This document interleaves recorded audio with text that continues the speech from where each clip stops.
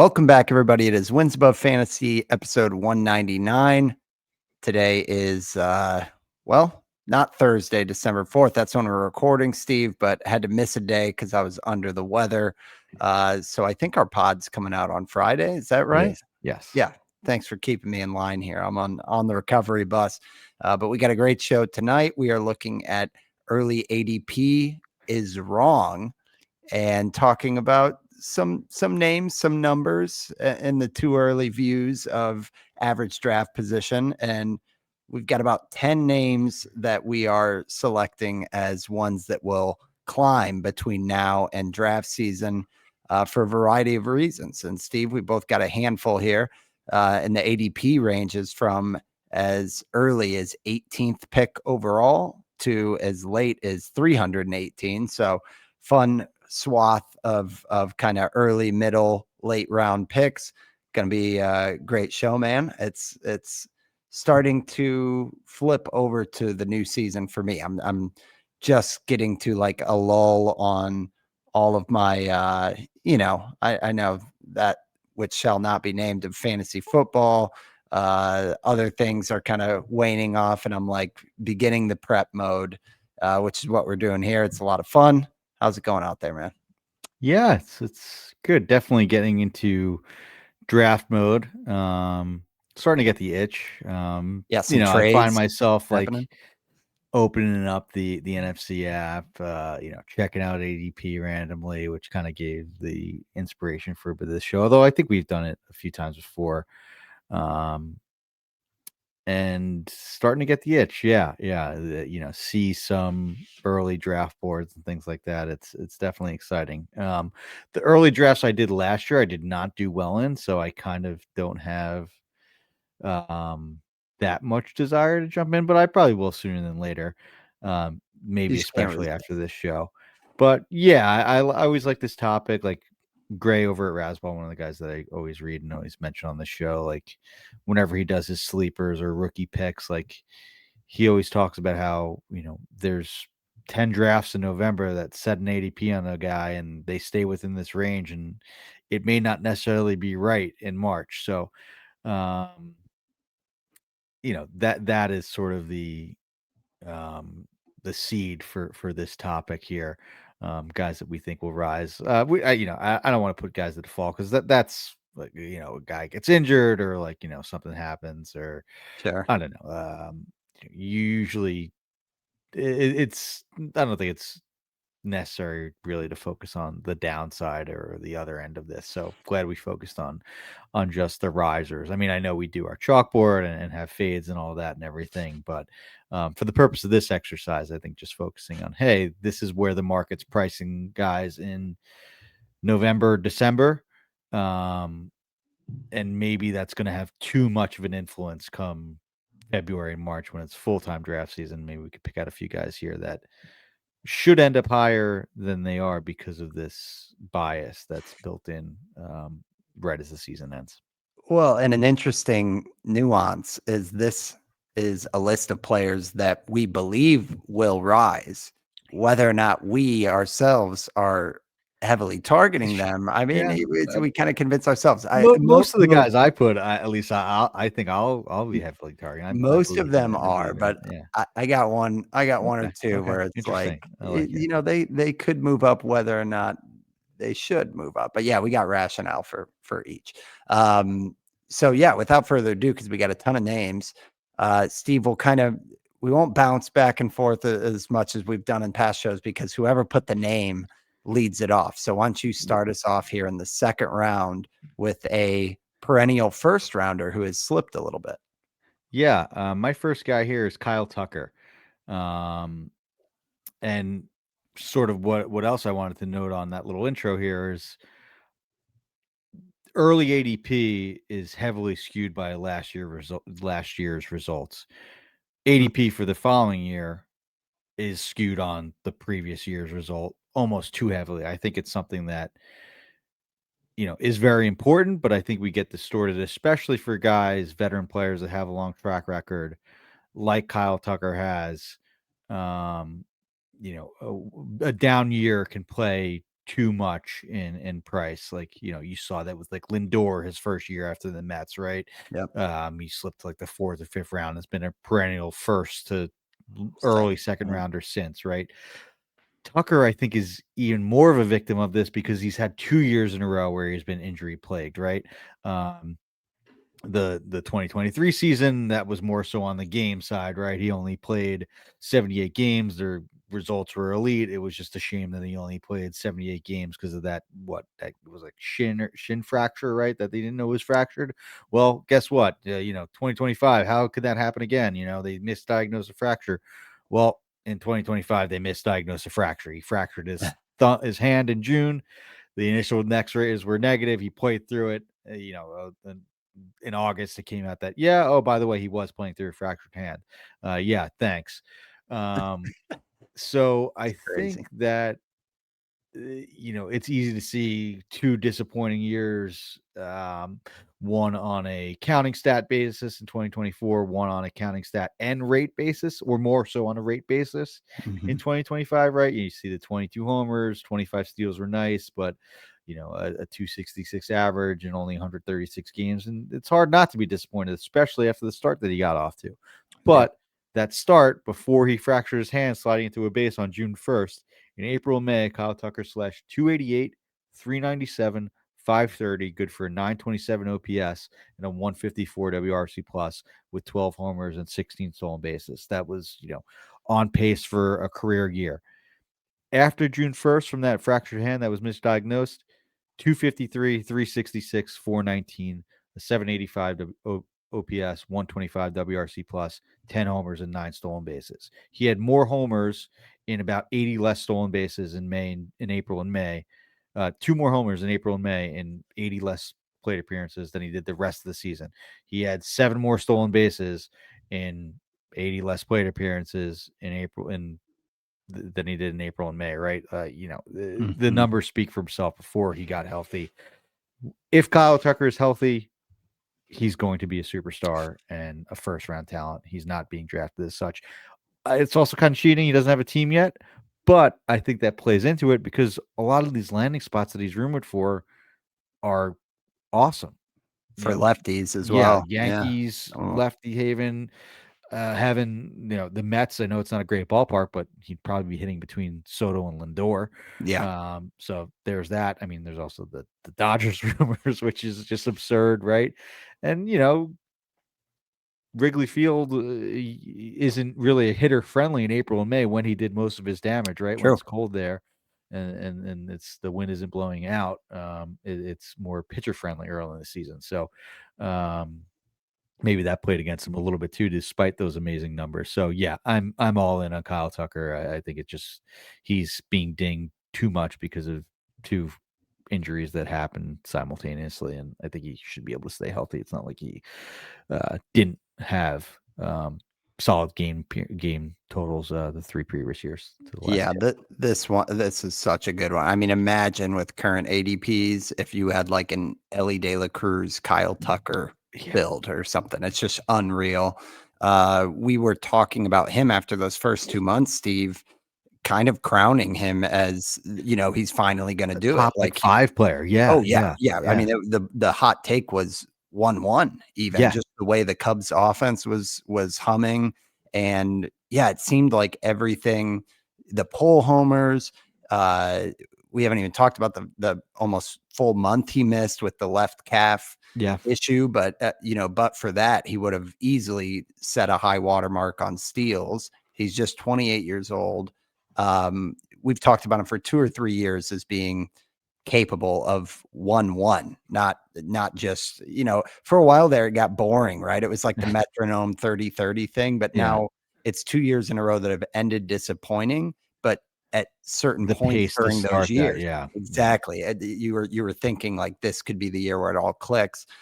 Maybe the only flip side is, because I'm with you, the rumored spots, well, for the purpose of the show, again, they will definitely push his ADP up. You just, Yes. As it's soon as you get, it's just whenever a guy doesn't have a team, the ADP is always a little bit suppressed. So yeah. that's why this is kind of cheating. I'm not going to say that, oh, I told you he was being drafted to, like, it's going to go up. I think, Yeah. had he had the contract with the Cubs and this been that year, coming off 2 injuries, I still would have pushed to raise his ADP, just based Hmm. on the skills that he showed in those limited samples. And he still has that talent. It's not like we're betting on some, it's not like,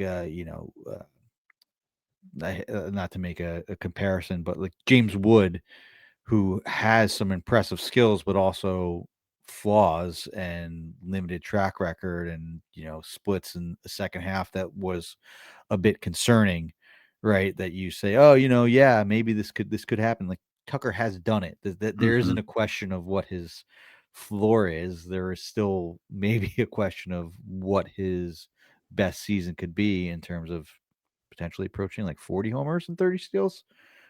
Like Juan Soto type of year from last year is potentially something he can hit, he can come close to. Yeah. Yeah. I mean, he probably would have been, even just from a steal standpoint. Granted, with leaving the Cubs, maybe the steals do Co- kind of. and contract year too. Maybe he was put before he broke his hand, right? Sliding into a base, like maybe he Right. was given a bit more, trying to pump that value up that we've seen in Yeah. But contract the good years. news is, it might be kind of oversimplifying, but he might be press proof because he came into a big market, Yeah, brand new team, and he started off red hot. So yeah. hopefully he doesn't kind of go the way of Lindor and so many others, And Soto, where it his takes him a while to career get going. total, 119 stolen bases, only 16 caught stealings. Like he is just an Yeah. amazing base runner as far as the steals go. Yeah. Even though he doesn't have the That's sprint speed to back it up, which is crazy. Yeah, that's a great one. You got another bounce back candidate here, dropping down to ADP 71. So kind of in that sixth round territory. But talk to me about this next hitter bounce back that you're liking. Yeah, I think this is just a case of, the hate going a bit too far. Um, Maybe coupled with the fact that he was potentially overdrafted last year. And that was second rounder Jackson Merrill, right? He was firmly entrenched there. Um, as an early pick, that maybe not everybody was in on. I didn't find too many problems with it after his 24 homer, 16 steal, season where he struck out just 17% of the time. I think this is also a case of the fact that he was riddled by injury as well in 2025. He had a hamstring injury in April, a concussion from a hit by pitch in the face in June, that he went on the IL for, and I think he came back relatively quickly from. But still, getting in the face, I could see that easily derailing a season.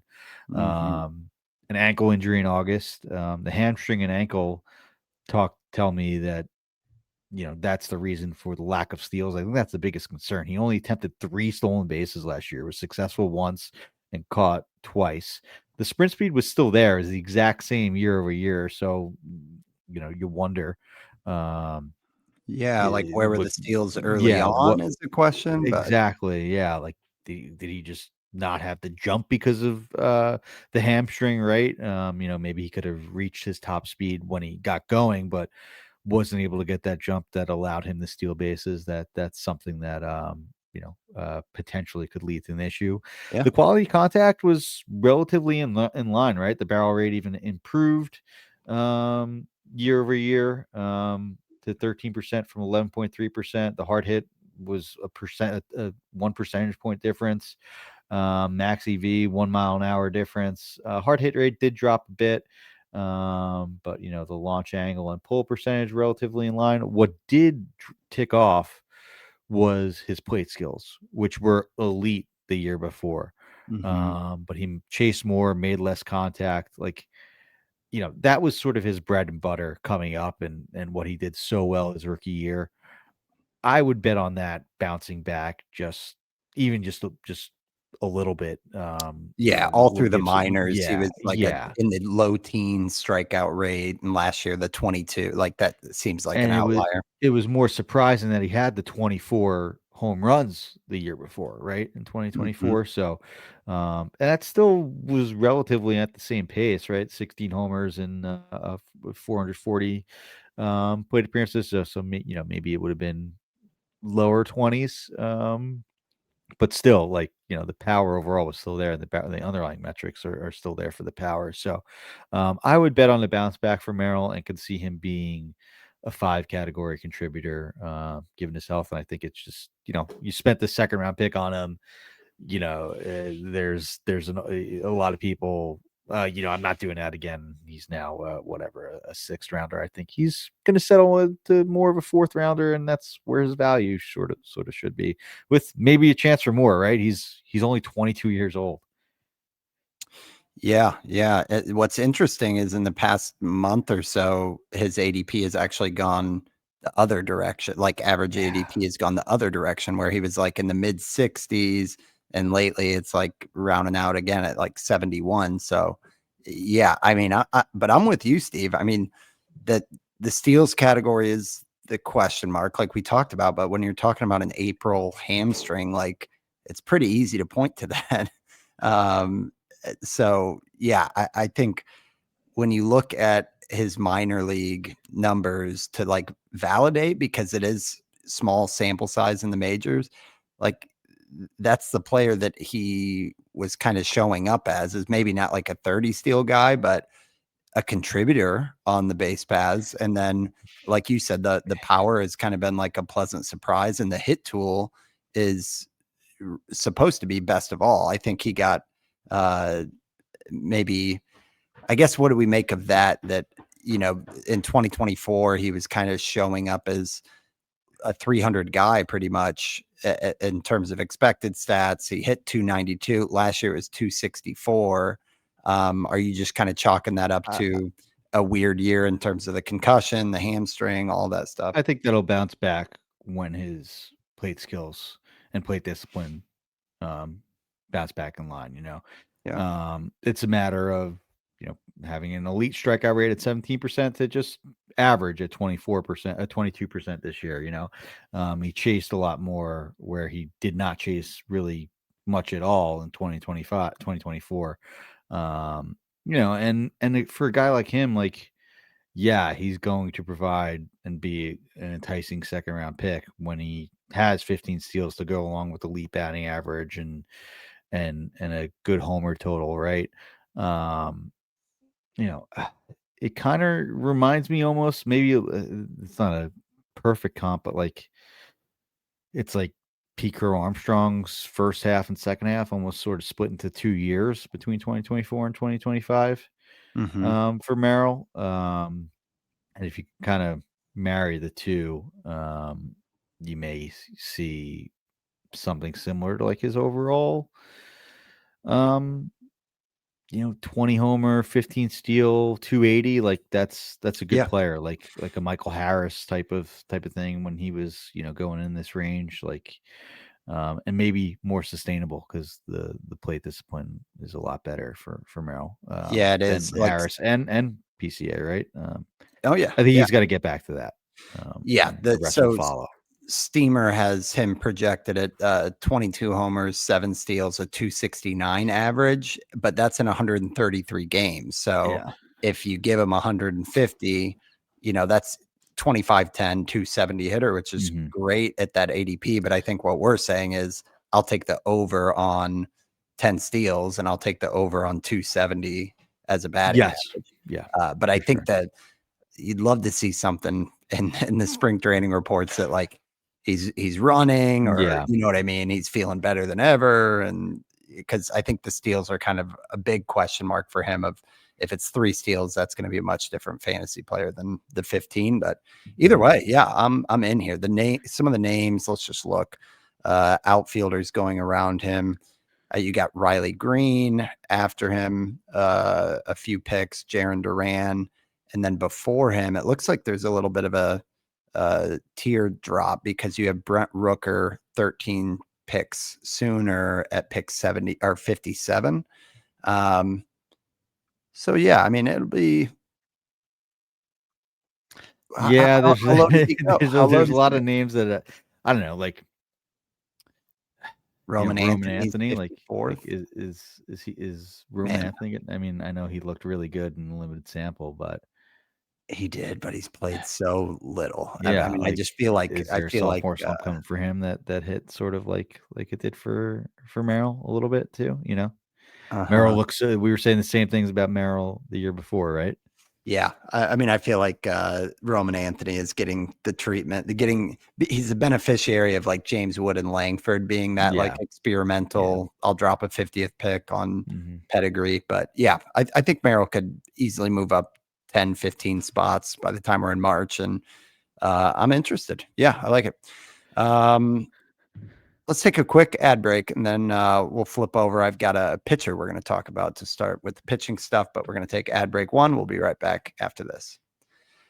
All right. So, Steve, moving to the other side of the ball, we're talking about a WAF special name here, but you got to go a few years back. It's Dylan Cease, who I think you've brought up on this podcast every time he's been on the rundown, but I'm bringing him up this time. Obviously, well, in the headlines, moving to the Toronto Blue Jays, which is a good landing spot for him.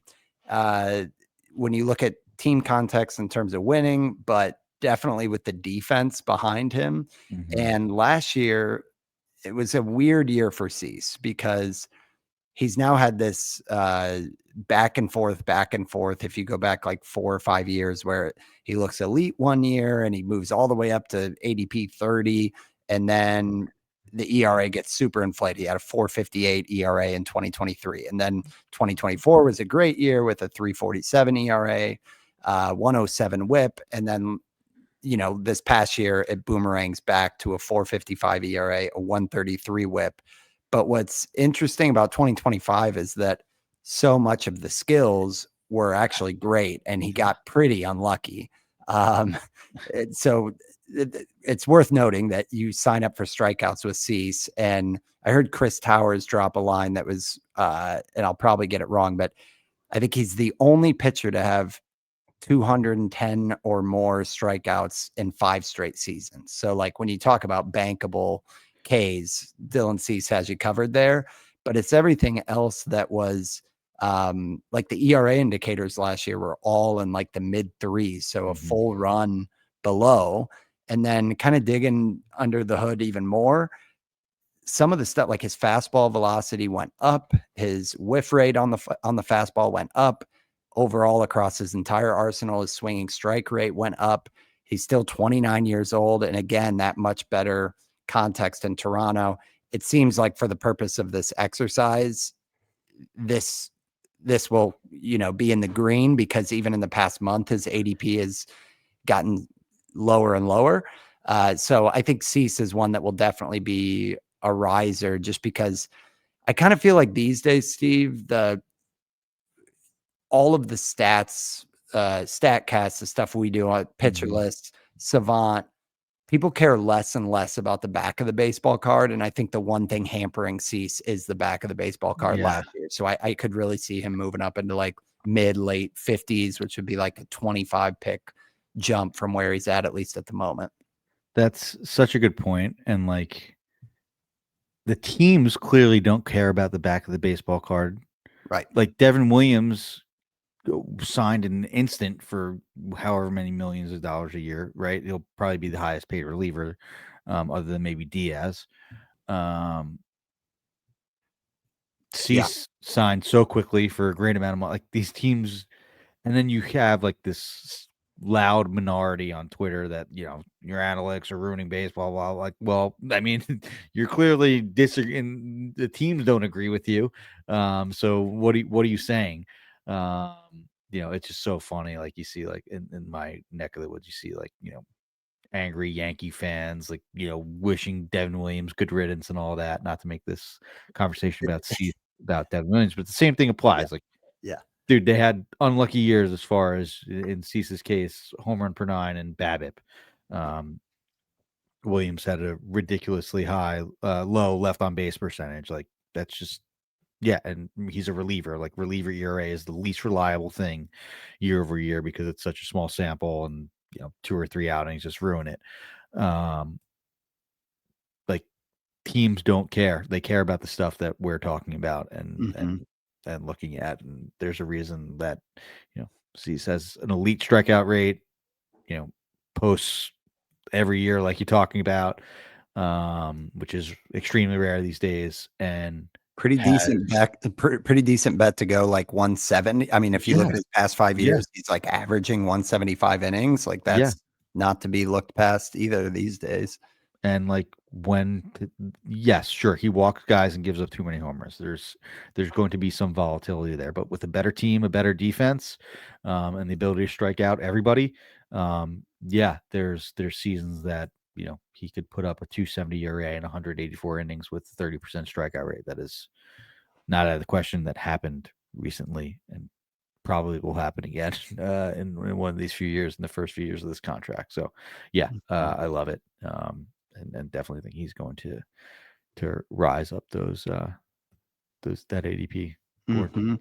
Yeah, pitchers going just ahead of him are like Spencer Schwellenbach, is like 3 picks ahead of him, and then, you gotta go up a little ways, but some other names are like George Kirby, Joe Ryan. I mean, there's definitely the tiers of the SP pool Yeah, this year, right? And it's, some of those guys just offer different things. But I think if you're in need of strikeouts, which tends to be the shiny toy in draft rooms, I think Cease is one that the arrow will be pointing up, especially kind of as the team change kind of gets more drafts under the belt. But talk to me about another pitcher, Steve. This is one that when I saw the name, I was like, "Yep, we already felt it in the WAF early or the Pitcher List podcast early mock."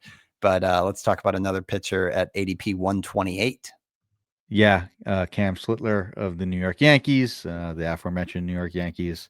The hype train's already started. Like his postseason performance, that outing versus the Red Sox, and like trolling Red Sox fans.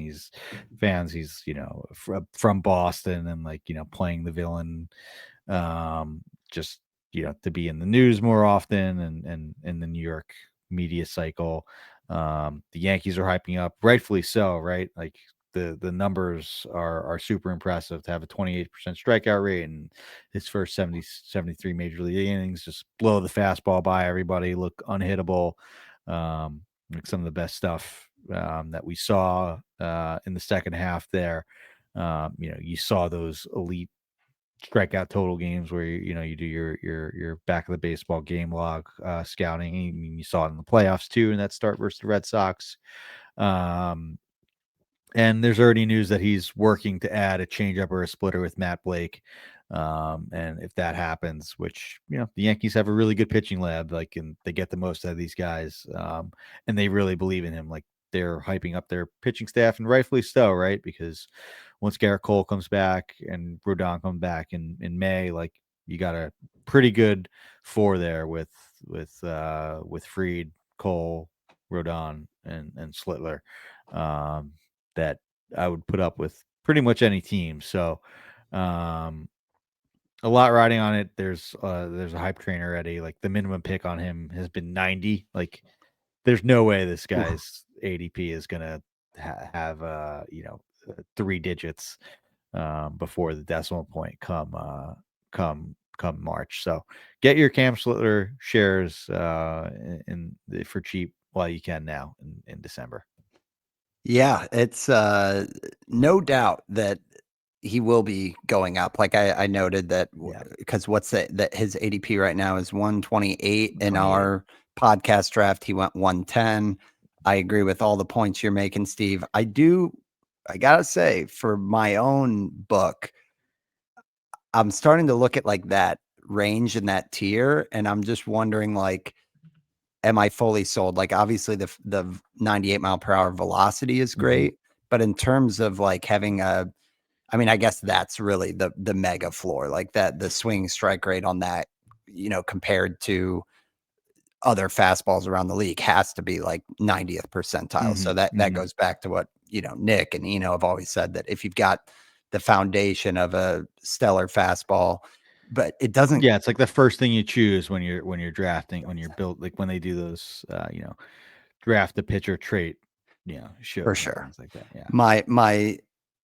My pushback a little bit is that it the fastball doesn't get a ton of movement. He doesn't have a ton of extension, but he gets Mm. away with it because he's throwing at 98 miles per hour. And then he doesn't have a secondary pitch that has like elite swing and miss stuff. And when I see like the ERA indicators were closer to 4 than the 296 that he had.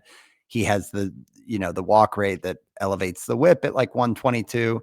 So I like the pitcher, but depending on how much kind of the hype train keeps going, you look at like who is ahead of him: Nolan McLean, Tyler Glass now,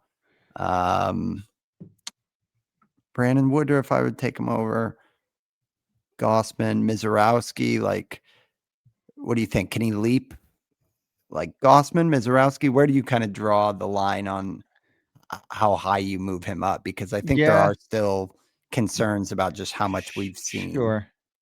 I think he may jump most of those guys. And yeah, sure, nothing stands out maybe movement wise or extension wise, but like if you look at that movement profile on Savant, Mm-hmm. like where his arm slot is and where like the expected movement is for his fastball, it's all like up and to the left as far as like the movement profile of where it is. So for where his slot is, the fastball is not going, and it gives it that unexpected Little rise deception. or movement from his release point. Um,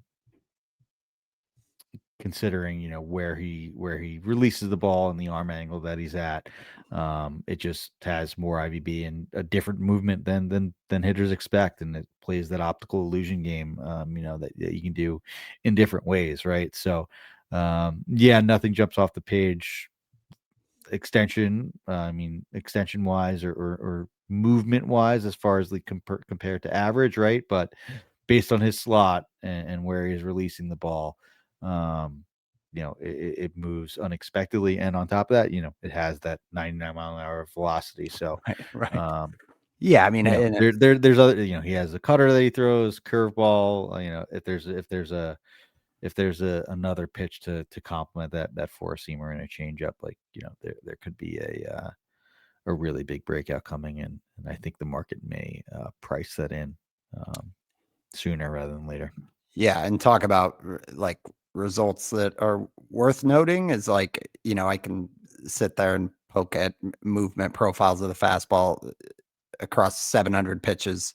It had a 178 batting average against. So it's like, it is Yeah, clearly yeah, giving he's hitters doing a pitch, something right. right. Yeah, So yeah, that's Schlittler. Uh, Next one that in the ADP is at 149. We've talked about him on a couple shows. Everyone has, but Trey Yesavage, we can just cover quickly, but this is one that it just seems like this type Steve always kind of climbs and rises at yeah, 149. His projections kind of cover the one question I would have of like the volume, where he's at 150 innings projected, and obviously with the huge postseason he had. I want to pull up. Okay, so it seems like after it's a slight curve, like right after the playoffs, his average pick was around like 140. And so now it is slowly dropping down to like the 150 territory. So maybe that's cooling off a little bit. Do you think Savage is going to go uh, be a riser throughout? Like the names in front of him are like Gavin Williams, Zach Wheeler, Sonny Gray.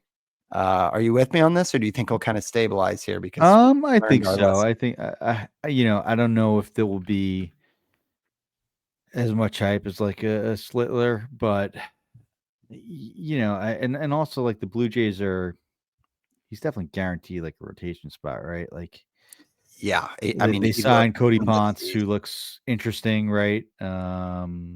He's currently that's the fifth slot, which Savage is in the fourth. Like I don't know if the Blue Jays will be on EMA. I'm sure they will. Like it just seems like the Blue Jays are super aggressive. All I'm saying is, they already signed Cease, like Mhm, Ponce, like two of the biggest starting pitcher signings so far have already been made by them. So that also could mean that they just did their moves early, and could be mhm. done. But yeah, I could definitely see it. And it just Schlittler had those 78 like basically elite innings. Yesavage was really just a 14, and then the playoffs, which are really good, but not as much to rely on. And I know that the minor league numbers were unbelievable too, at a 41% strikeout rate in 98 innings. So, yeah, I guess I'm trying to throw cold water on it, even though I really It's hard, can't. dude, because he's got. I mean, the And ground dude, ball rate is up there. The talk about swing and a his stuff. talk Yeah. about a different release point, right? That Oh yeah. makes him so It's fun like to 12. watch and just good. Yeah, yeah. So I could see it. Like, there's a lot of pitchers that are exciting and probably will just go up. Like I think that's also just like these pitchers and like relievers will also just naturally go up as long as they stay healthy throughout all of draft season, right? Yeah. Yeah, I think with Schlittler, you have the foundation of the fastball is probably one of the biggest differences. Yeah, Yesavage sits at like 94.7. And then on the flip side, he's got the split finger, which is the wipeout pitch yeah. that Schlittler doesn't necessarily have in terms of secondaries. Um, and the ground ball rate is higher. I think we talked about the Jays with the defense, and I just think that this is one that I was kind of hinting at the start of the show, where like I think he will move up, and I'm Okay. not sure I'm the one saying like, oh, I'll take him at 125 if it goes. You know what I mean? Mhm. It just seems like any kind of young up and coming pitcher who's at 150 never stays at 150. Like Yeah, they just you creep up and you creep up. yeah. Um, so yeah, I mean, that said, when you look 20 picks or is it 20, but like Sonny Gray that's ahead now with the Red Red Sox Sox, back in the and NL East. he's Yeah. as much as his ratios are a little bit higher, he's like you're probably going to get close to 200 Ks. Could you say that for Yesavage after only seeing Maybe. 40 Yeah. innings? Like it's a tough thing to Yeah. project Yeah. out. So Yeah. yeah, that's another one. Okay, shifting to a wily veteran who I hope the industry bumps him up, but I think they will because it's just such a story that like these easy narratives are ones that I think always kind of catch on, and people, it takes like one Nick Pollock to say this guy is being slept on and they Yeah. could jump 30 spots, but Sandy Alcantara, who One walk episode, dude. Yeah. yeah, right, but I thought of Nick because Nick was No, in you're right. at the start of last year where he was saying he thought they would still get the volume. I think we all expected Sandy to move environments Mhm. last year and he didn't. It's kind of the same story where like surely he gets moved from Miami at some point here at age 30. But for Sandy, and this is a near and dear story to my heart because I picked him up right around like August 1st, and he almost gave me the push I needed in the home league. But yeah, when you look at like pre All-Star, I mean his splits pre Yeah. All-Star 7.22 ERA, a 148 WHIP, post All-Star a 3.33 ERA, a 104 WHIP, and he was back to the volume and everything that we kind of count on Sandy for. On top of that, I think an encouraging thing is that we were waiting for it all season. Like he had the same velocity that he had always had. He was still getting ground ball, like high ground ball rates. It was just a matter of like, I guess, sequencing and location because Yeah. yeah, Yeah. eventually it clicked. And when it did, we saw, the basically mid threes ERA and a one flat whip. So yeah, I think Sandy just still at age 30.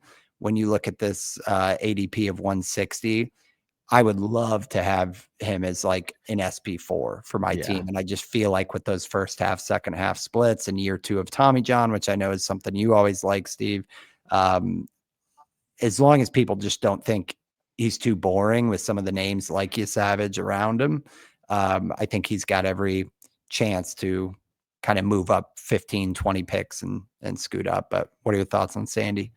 Yeah. I think this is a great call and a guy that I'm going to want a lot of shares of. I mean, second half was classic Sandy, and like we were so in on him because all of the velocity readings look great in spring. Like he looked fully healthy. It was a little bit longer time. Like, right, he didn't come back at all in 2024. So like it was like, okay, he took a little bit extra time, but looks fully healthy now. So maybe there won't be that, delay, or, it'll still be good the first year when he comes back from TJ rather than second, but that didn't turn out to be the case. Not necessarily because of the stuff; it was more feel and location. And it makes sense looking back on it, right? Like that's how Sandy um, was elite, right? Even though he did throw 99, it was because he threw 99 and put it wherever he wanted within the zone. Yeah. Um, and that may not be as that, or that's definitely not as easy to see. Um, missing your spot by a little bit more than you're normally used to for a guy that's like a command artist, even though he is throwing 99, is going to make a big difference. Hmm. And he just got that back over time, and it was clear that he was himself in the second half. And it was, almost as many innings, right? It was 83 innings in the second half compared to the 91. So, yeah, the numbers are overall inflated because the 91 innings had a 7.22 ERA, but yeah, there's a lot to like in that second half. It's super encouraging. I would definitely put more stock in that, and am a buyer of Sandy Alcantara at the current prices at ADP 160. Hmm. Yeah, like it just all looked better. Like the July, his swing and miss across all his pitches were at like Yeah, it clicked. 17% up to August and September up to like 25%, 20%. So he's still not like going to strike out the yard. He never really, No, that's never been his style, but he's kind of that, what we talk about with a Logan Webb, right? But to a lesser extent, that like the volume is going to give I you mean, he still total. gave you like he gave you 174 innings. Like, yeah, Yeah. it wasn't great because a lot of the 91 of the things were very bad. Um, but he He gave turned you into set it and forget it yeah, at the yeah, end, he right? gave you the volume coming back from injury, like, so there's no reason to expect.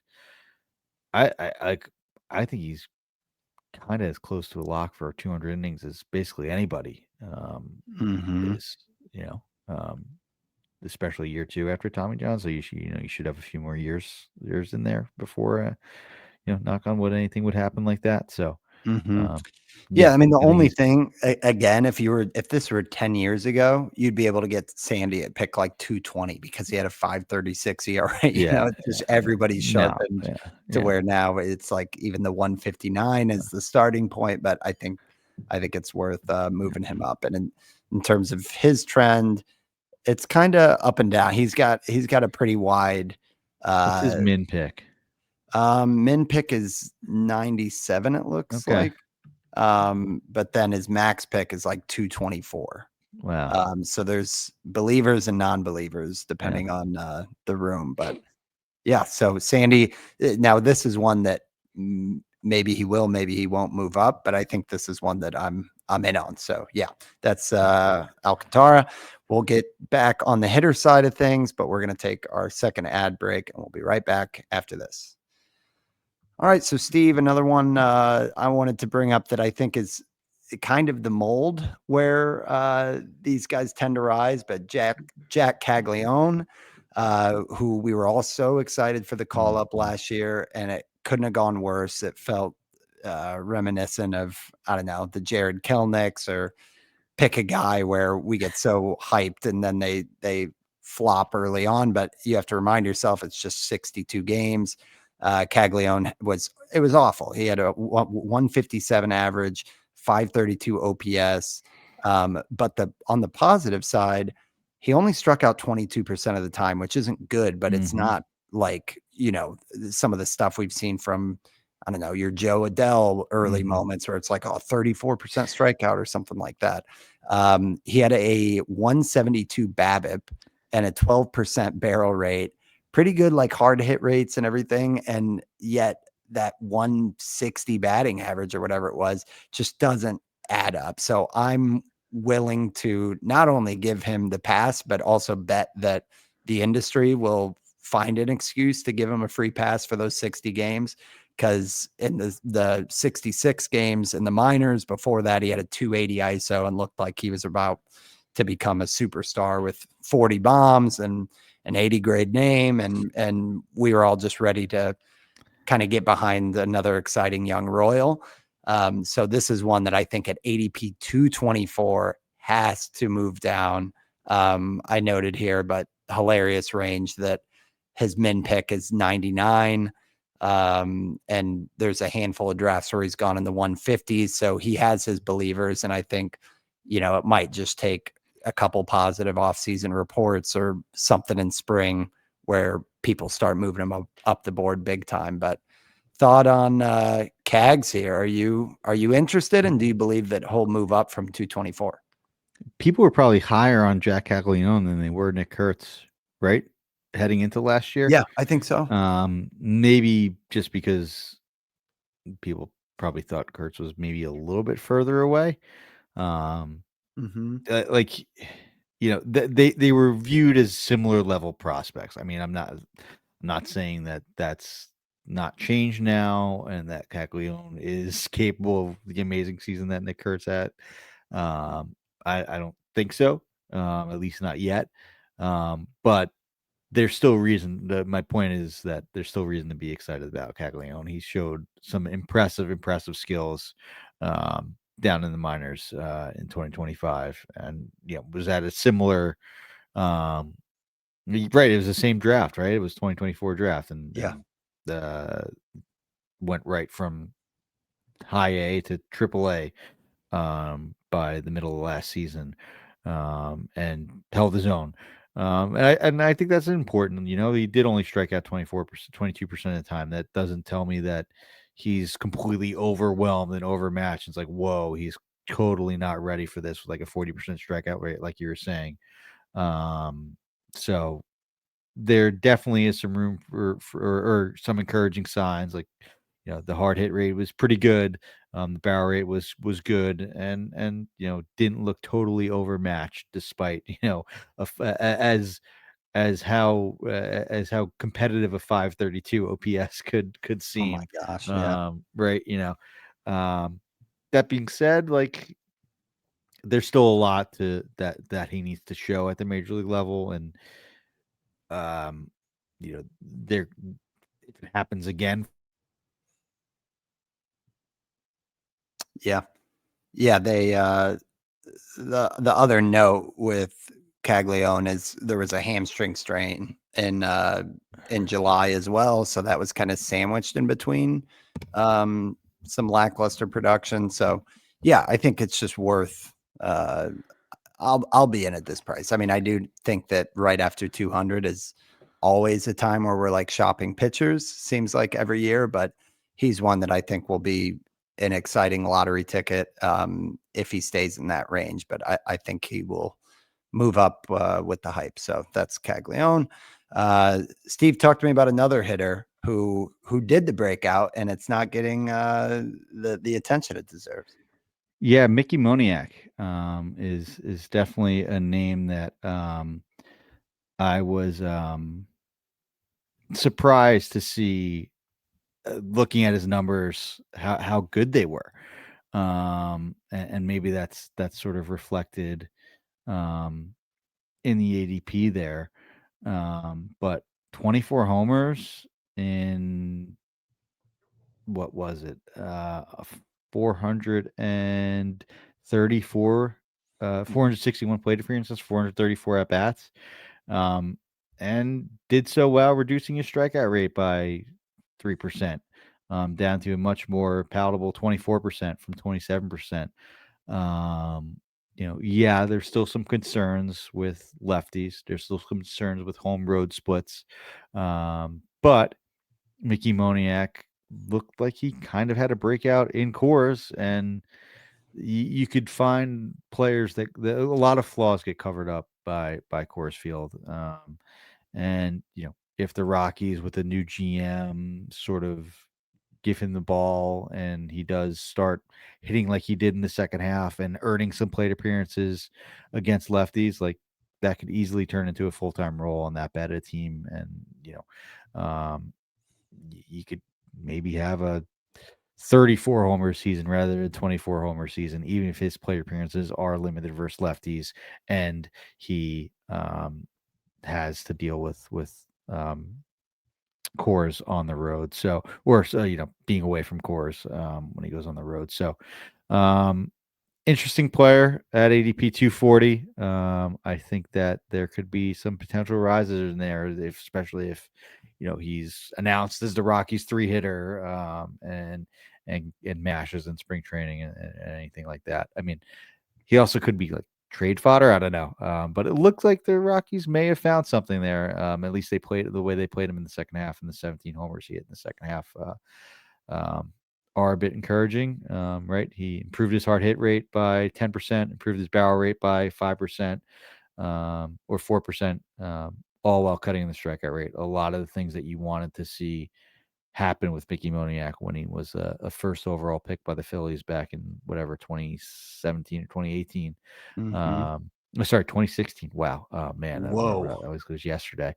But yeah, a lot of good things happen for Mickey Moniak, even if he may not be um, an everyday player. I think he definitely can be fantasy relevant considering the gains that he made under the hood and as far as on the baseball card as well. Yeah, I mean the hit tool and passable speed have always been kind of the scouting report. And a couple years back, he hit 280 in 85 games. Like you said, like the splits aren't great to look at, but the the problem is you're always looking for the pop to help turn a corner. And when you add Coors to the mix, um, it's interesting. And you're right, Steve. You kind of look twice when you're like, wait, 24 Yeah. homers, 9 steals, 270, What was and it? Did he going this strike late. out like 38% of the time? Just get lucky? It's like, oh no.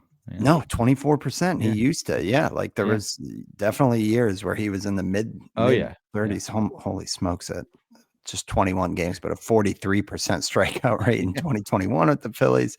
Yeah, we've talked about him on WAF in past years, but it's definitely like a quiet way post hype sleeper. Um, and he got some looks against lefties, but it wasn't great. And then you Yeah. mentioned the home road splits. How bad were those? Yeah, Mm. bad.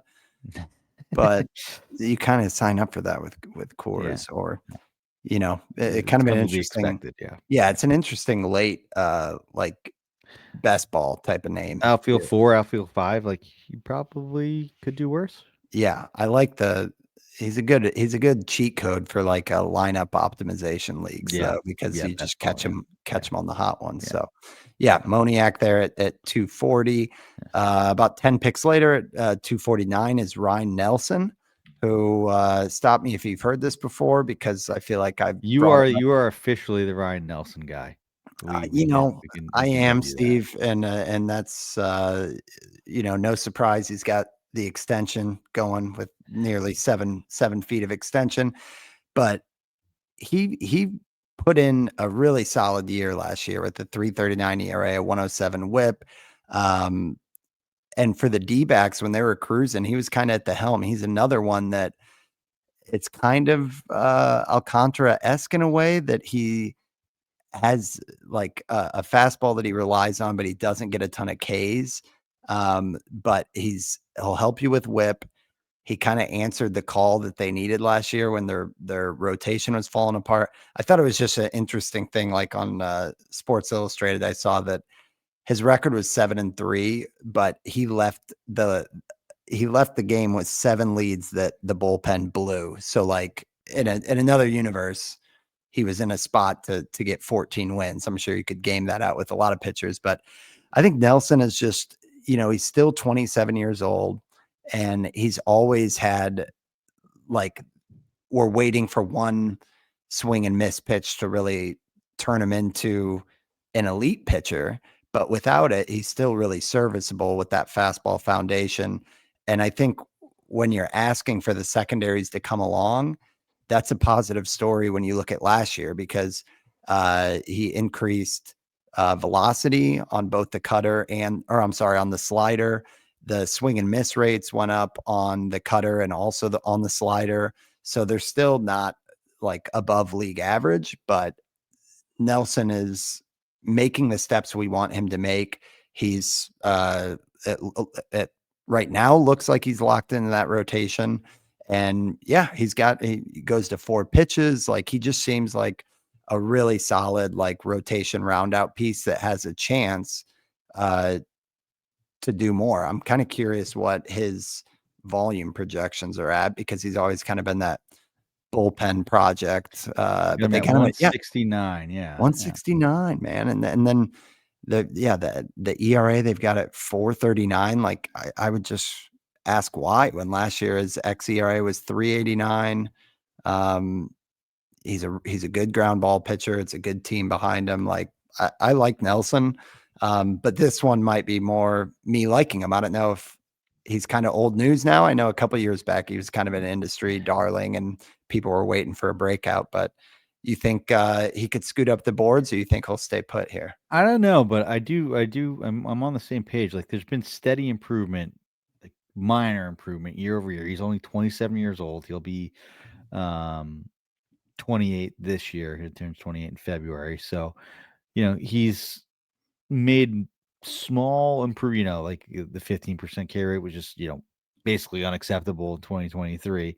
Improved that up to 20% in 2024. It ticked up to 21%. Like, don't think he'll ever be like a high 25% strikeout guy, but if he's, keeps the walk rate in line where it is and good and throws 160 innings and ticks up a tick or two on the strikeout rate, which, he has that foundation in that fastball and extension. If there's another thing that's slightly added, which he's gotten better at and has had better stretches here. You know, there was basically, I just remember over all those years, right? There were stretches where you wanted Ryne Nelson on your team and he was hot and you were running with him for a bit. And those stretches seem to get longer and longer over the last few years. And maybe Mhm. this is the year that he finally puts it all together. So um, I'm interested. I don't, I maybe if it's announced that he's got a full-time spot, added a pitch, things like that, the hype train could take off on him. But there's a lot to like with Ryne Nelson. I know I said it in jest that you're the Ryne Nelson guy, but there's good reason. Yeah, and like I know it's not the game log that you see with like a Mackenzie Gore or Mhm. something, but his last start of the season struck out 9 Dodgers. And Yeah. then what's hurting him is that he mixes in these like 1 strikeout games or 3 Yeah. strikeout games, but he's shown like, 7 strikeout game, 8 strikeout game, a few Missing some sevens. Like, consistency. Yeah. yeah, it's like it's somewhere in there where he can have some swing and miss days. But yeah, I think the upside is that he improves the secondary pitch, and then it kind of looks Yeah. more like a Jordan Montgomery in his Hmm. heyday or something. Hmm. But yeah, I do like Nelson. Steve, why don't you round out with our last one here? Deepest one yet at 318. I threw this one on there for you too. JJ Weatherholt Yeah, is a baby. guy that I'm pretty interested in. Um, I think there's no reason why he shouldn't make the Cardinals coming out of spring, and he looks as good a prospect as any.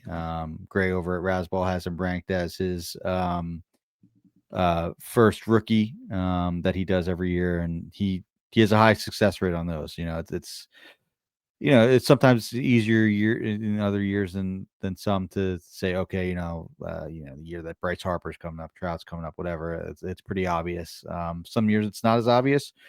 With Weatherhold, I think it might be kind of obvious, at least who's the most major league ready, right? Like this guy at Mhm. 22 years old, um, walked just as much as he struck out while hitting 17 homers, stealing 23 bases across 2 levels of the minors the year after he was drafted, and hit more homers in 50 less plate appearances at AAA than he did at AA. So, super impressive skill set. Looks like he has the bat to ball skills. Hit 314 in AAA.